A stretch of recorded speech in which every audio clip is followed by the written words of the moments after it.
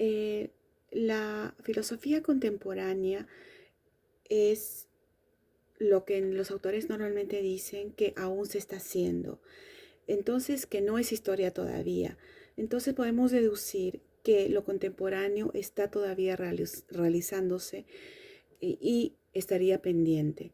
Puede adelantarse un juicio a manera de reflexión. Puede entenderse a la filosofía contemporánea como ahistórica de acuerdo a lo expuesto. Evidentemente que no. Aún así, no resulta tan fácil estudiar una etapa de la historia tan cerca y en realización en una sociedad de cambios rápidos y acelerados. Una vía acertada es recurrir al significado de dos términos, época y momento actual. Algo así como un presente viviente, una filosofía de hoy.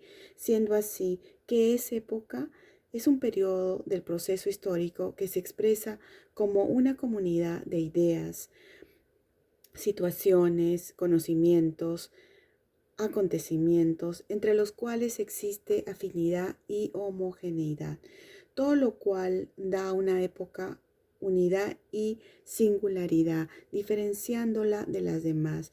En este sentido, lo contemporáneo forma parte de la historia de la filosofía. Es también una época, pues hay afinidad y homogeneidad que lo identifican desde los inicios del siglo XIX.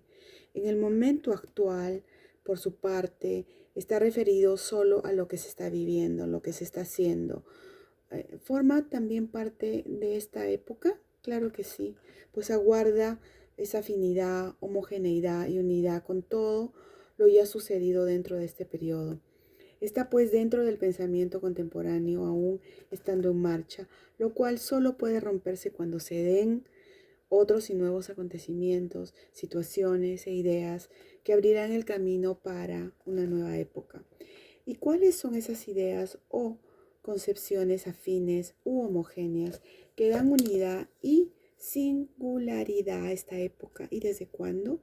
En primer lugar, hay coincidencias entre los autores que la época contemporánea de la filosofía o filosofía de hoy comprende desde los inicios del siglo XIX. A partir de este siglo se inicia el pensamiento filosófico contemporáneo con rasgos, principios que lo identifican y lo separan de la filosofía de la época anterior, es decir, de la moderna. Y entonces, ¿cuáles serían los rasgos de la filosofía contemporánea? Bueno, una sería el área de el conocimiento, esa era de conocimiento, donde muchos autores, y hasta hay consenso, califican a estos últimos tiempos de la época contemporánea como la era del conocimiento. No están equivocados, pues como nunca ha sucedido el desarrollo asombroso del conocimiento y la rapidez sorprendente con que es transmitido a escalas inimaginables, sea cual fuere la distancia, gracias al inusitado desarrollo de las tecnologías de información y de la influencia del fenómeno de la globalización que confirman tal aseveración. El acceso al conocimiento de la información en todos los niveles culturales y sociales, esta vez más democratizándose e influyendo poderosamente en la vida del hombre.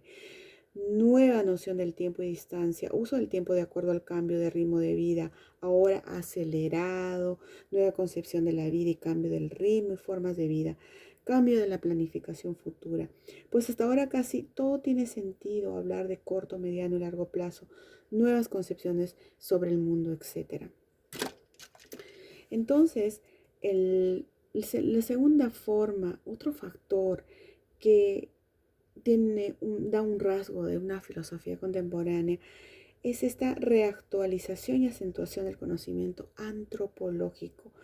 No es una aventura sostener que la época contemporánea está reactualizando con intensidad la preocupación antropológica griega de la antigüedad.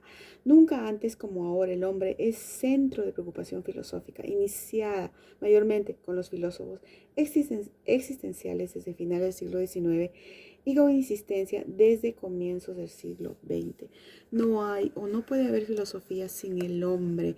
Destacan los filósofos William Dudley, Max Schlender, Ernst Cassirer y filósofos existenciales, aunque de un ángulo diferente, promovieron los estudios antropológicos como Martin Heidegger, Jean-Paul Sartre, Soren Kierkegaard, etc., que es el hombre es el punto de partida y la meta final de la filosofía existencial.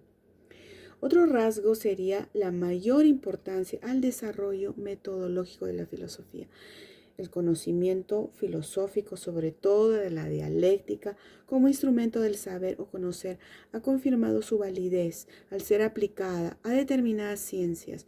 No obstante, la existencia de prejuicios contrarios a la filosofía, promovidos por corrientes filosóficas opuestas como el positivismo y el neopositivismo. La interdependencia de las ciencias. Las ciencias forman ahora grandes bloques de sistemas científicos, existiendo en cada una homogeneidad y unidad. Así tenemos ciencias sociales, naturales, humanas, matemáticas.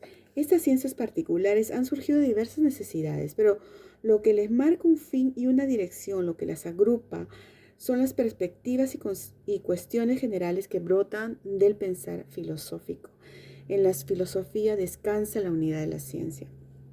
Esta tendencia unificadora de la ciencia se ha producido, no obstante, la posición opuesta de las corrientes filosóficas como el voluntarismo, irracionalismo, fedeísmo, subjetivismo, etc.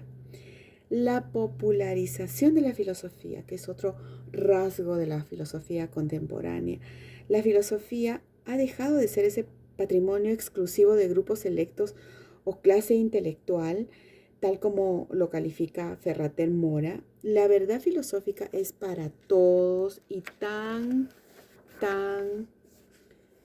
solo cabe buscar el medio y el ambiente social o cultural para que llegue a todos, popularizándose, democratizándose.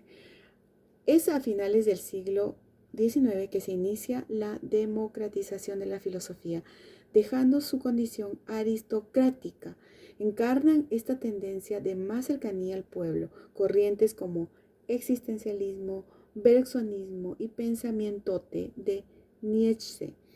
Hoy más que nunca es necesaria esa expansión, sabiendo que todos somos filósofos por naturaleza y que todos tenemos la posibilidad de filosofar. Y eso quiere decir que debemos pensar filosóficamente en términos o expresiones que permitan el acceso a minorías exquisitas o mayorías no formadas filosóficamente, evitando en lo posible no degradar a la filosofía. La aparición también de nuevas y diversas corrientes filosóficas. La época contemporánea de la filosofía se nutre además de las novísimas corrientes filosóficas de las que se ponen de moda, como por ejemplo la vuelta de Tomás de Aquino con el neotomismo, el neopositivismo del positivismo de Augusto Comte y Herbert Spencer, el neohegelianismo de Hegel. Otras corrientes como pragmatismo, existencialismo, fenomenología, espiritualismo, historicismo, relativismo, personalismo, empiriocriticismo, etc. De todas ellas veremos algunas. Dentro de estas corrientes idealistas de las de la primera mitad del presente siglo, se considera al neocantismo como de mayor importancia.